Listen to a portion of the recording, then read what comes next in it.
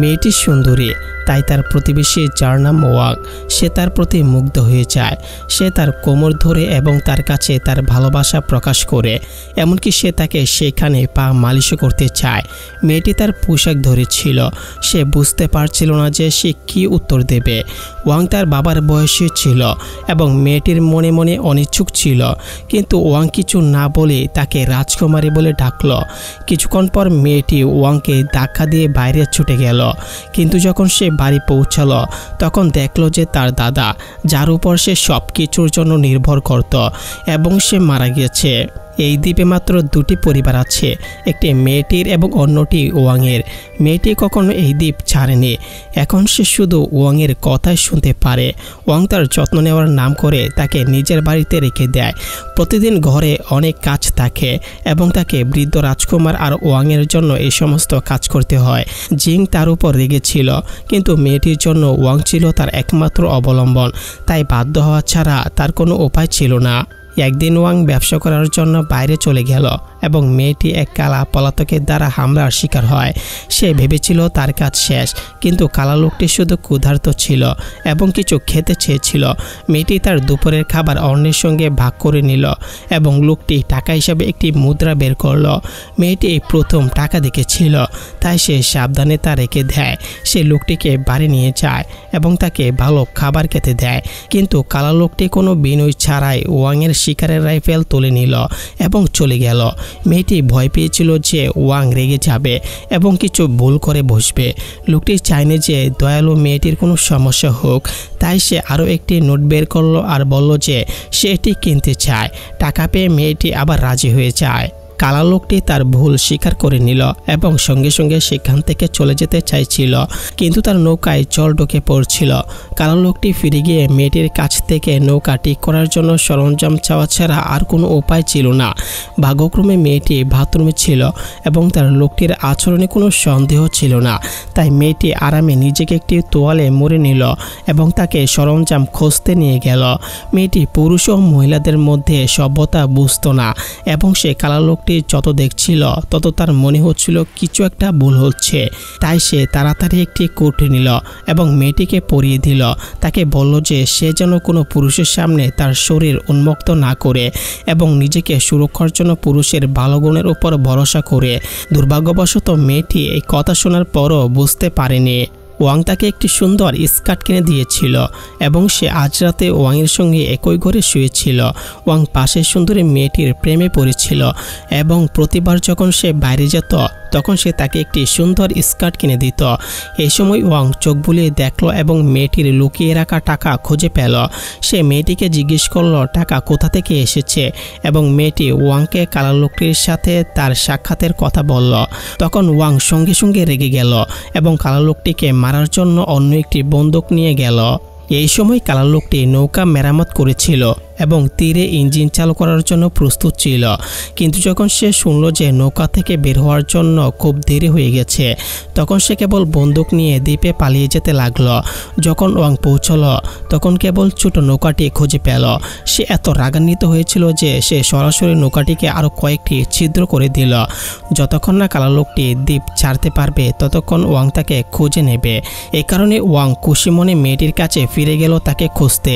সে সেই কাজটি চালিয়ে যেতে চেয়েছিল যা সে সকালে শেষ করেনি, কিন্তু মেয়েটির তখনও মনে ছিল যে সে তার টাকা নিয়ে নিয়েছে, তাই সে তাকে উপেক্ষা করল এবং বাড়ি ফিরে গেল।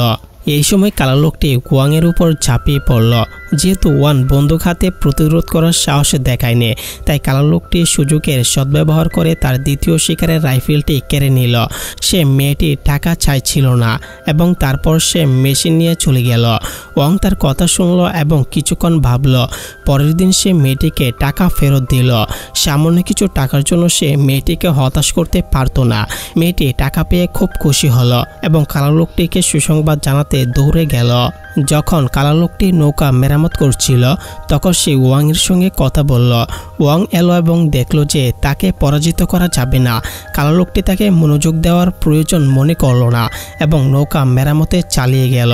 কালা এবং ফর্সা মানুষ সবসময় বিপরীত দিকে থাকে, কিন্তু ওয়াং খচ্চরদের সঙ্গে সমতা করল না এবং এই দ্বীপে খচ্চরদের মনে বিন্দুমাত্র ঘৃণা ছিল না।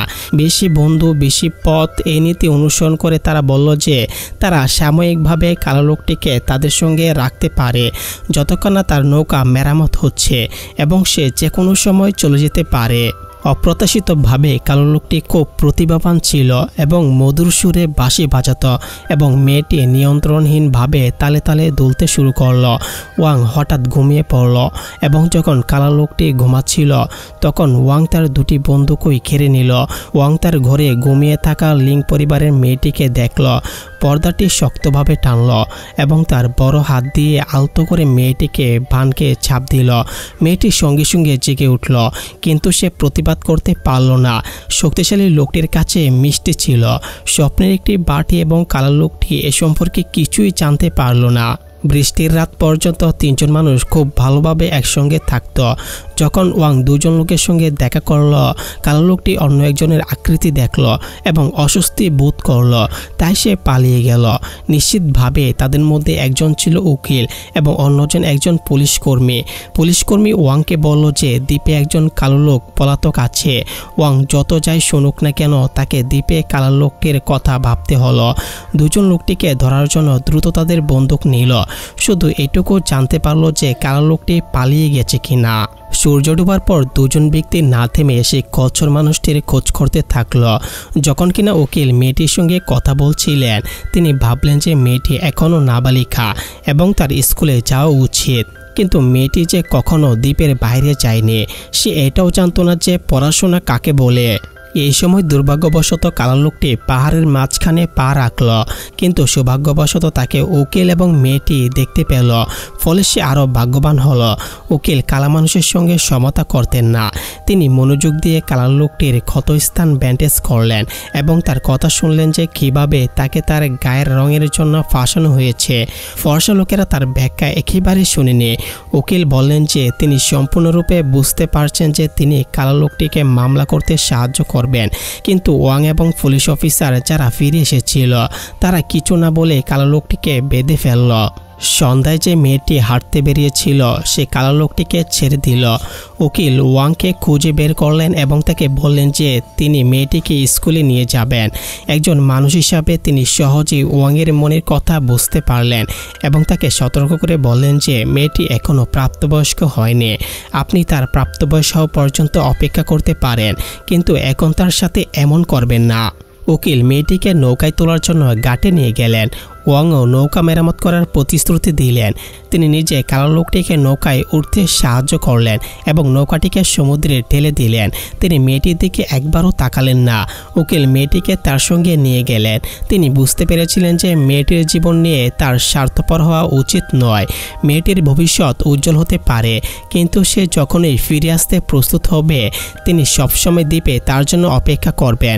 আর এইখানেই সিনেমার গল্প শেষ হয়।